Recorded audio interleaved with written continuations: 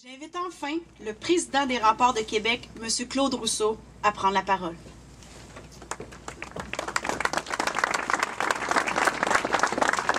Alors, Monsieur le Premier ministre, l'honorable Madame Werner, Madame la ministre, Monsieur le ministre, Monsieur le maire, distingués invités, Mesdames, Messieurs, c'est avec beaucoup de fierté que je suis avec vous et devant vous aujourd'hui. Mais je m'en voudrais d'entrée de jeu de ne pas partager les commentaires positifs que je viens d'entendre depuis environ 30 minutes, 45 minutes, avec plusieurs personnes qui, au cours de ma carrière, autant professionnelle du côté de Bell Canada que du groupe des Remparts de Québec, mais aussi avec des gens qui nous ont aidés et toujours appuyés au niveau du succès des différents événements. Et je prends l'exemple du championnat mondial. Je voyais M. Patrick Dom qui est avec nous, qui fait un travail colossal comme directeur général, M. Louis Pinchot, qui a fait un travail aussi avec nous afin d'accomplir le succès qu'on a connu. Les 850 bénévoles, et je reviendrai tout à l'heure sur les bénévoles dans quelques secondes, et ainsi qu'un groupe d'amis, et on mentionnait Jacques Tanguay. Jacques était un collègue de tous les instants, et maintenant quelqu'un que j'ai le privilège de côtoyer à chaque jour, et je peux vous dire que c'est les gens qui marquent Québec. Et c'est des gens qui vont marquer Québec. Lorsque je regarde ici parmi nous aujourd'hui, je vois de nombreuses personnes qui ont marqué Québec par leur engouement pour cette ville, mais aussi afin d'attirer pour nos jeunes des événements marquants. Et ces gens-là avaient toujours à l'esprit, et si c'était nous, donc de continuer dans cette veine-là, de pouvoir attirer les meilleurs événements sportifs internationaux chez nous, à Québec, afin de démontrer notre savoir-faire. Vous savez, avant d'accepter l'invitation qui m'a été faite, et j'en remercie infiniment M. Charret et les différents intervenants de m'offrir cette opportunité, je regardais les derniers événements qui ont lieu à Québec et je vous dirais, je serais un peu hasardeux en vous disant, je vais partager avec vous la recette du succès qui nous a permis d'avoir à travers les différents éléments, soit le 50e anniversaire du tournoi Pee-Wee, le championnat mondial de hockey, le championnat de saut à ski, le Skins Game, et j'en passe, le 400e, autant du côté culturel que sportif. Il y a une recette là-dedans qui revient tout le temps. Tout d'abord, l'engagement des gens d'affaires. Vous savez, il faut toujours compter sur des gens qui veulent en faire plus pour leur région, pour leur ville, en donnant, oui, des sous, mais aussi en donnant de leur savoir et de leur temps. Un support, je vous dirais, incroyable de la part de la population, et de continuer à dire oui, on en veut encore, on veut s'assurer que notre région soit en visibilité, et la confiance, et je vous dirais à certains égards aussi l'audace des gouvernements.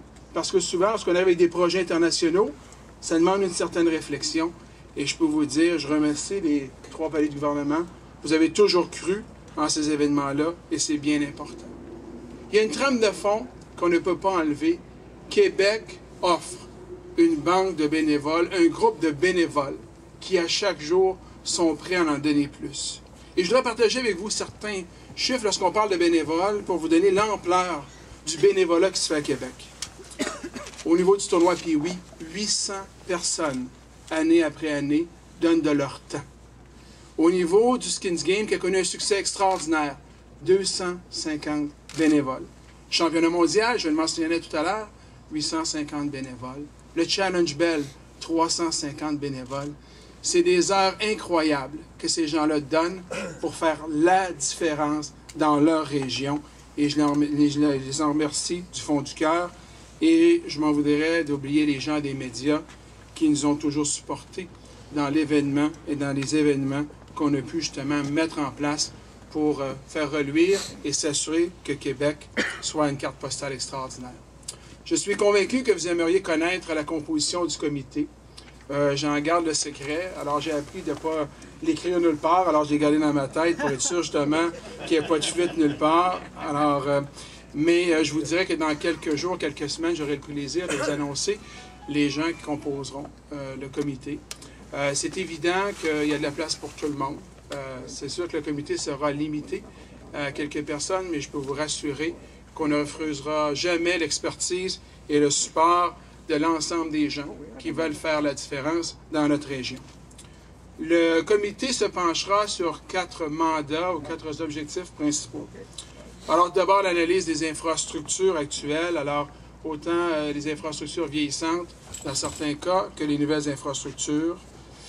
Deuxièmement, d'assurer les événements sportifs les plus importants, les événements sportifs nationaux et internationaux, et on l'espère un jour, les Jeux olympiques d'hiver. D'apprendre les meilleures pratiques, et j'aimerais d'ailleurs souligner et féliciter les gens de Toronto pour les Pan Am 2015 et souhaiter tout le succès aux gens aussi de Vancouver pour les Jeux qui se tiendront dans quelques semaines d'ici. Et pas de doute qu'on va apprendre de ces gens-là afin de connaître les meilleures pratiques. Et le quatrième point, non le moindre, toujours dans un souci de financement, d'analyser les différentes façons de se financer, de financer les différents événements et les différentes infrastructures. Maintenant, en terminant, j'aimerais vous dire que c'est avec beaucoup de plaisir que je le fais. Je crois énormément qu'il faut donner aux jeunes une opportunité extraordinaire de pouvoir continuer un rêve. On en a une preuve vivante aujourd'hui où nous sommes avec la famille Laroche et combien de gens ont foulé ce centre de ski au niveau régional, national et international à travers différentes compétitions. Ces gens-là ont apporté un sport différent, un sport nouveau, qui est rendu maintenant un sport olympique grâce à leur qualité, grâce à l'innovation. C'est une démonstration parmi tant d'autres de la qualité du Québec, de la qualité de nos athlètes. Et on l'espère un jour que les plus jeunes et les plus grands athlètes, eux aussi, auront leur chance de fouler les différentes infrastructures de la région de Québec et d'assister à des compétitions d'envergure internationale. Vous savez, tout à l'heure, je vous mentionnais ces gens-là qui ont marqué Québec, se posaient toujours la question « et si c'était nous ?» Moi, lorsque je regarde d'attirer des événements internationaux et je regarde le succès que Québec a connu dans les derniers mois, dernières années, je me pose plutôt la question « pourquoi pas nous? Pourquoi pas Québec? » Donc, attirons les différents événements internationaux chez nous, entre nos murs. Merci beaucoup et bonne fin de journée. J'inviterai mon ami Tamaman maintenant, le ministre, à venir dévoiler le logo ainsi que le gilet officiel. Merci, Claude. Lorsque le premier ministre m'a donné ce privilège d'être ministre responsable de la région de la Capitale-Nationale, il m'a demandé une chose. Il m'a dit qu'il faut rassembler la région derrière des objectifs. Et aujourd'hui, je suis très fier de parler d'Équipe Québec, en bon français, Team Québec. Alors, nous avons, on va présenter peut-être les chandails. Alors, voici l'équipe qui va travailler pour réaliser des rêves et des ambitions pour la région de Québec et pour le Québec entier. Alors, le premier chandail, évidemment, au premier ministre, M. Charest.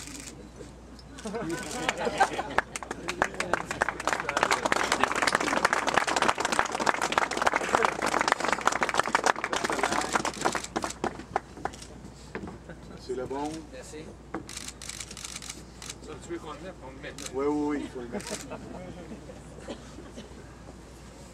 Claude, on a pris un small pour toi. C'est la conversion, je pense que c'est le dernier pour moi. Je t'ai mis mes coudes. On a les gilets quartier. En fait, ce que vous voyez ici, c'est la ville de Québec. Vous voyez en haut, c'est la ville de Québec qui est portée par l'ambition ou le rêve de la flamme olympique. Et maintenant, je vois juste là.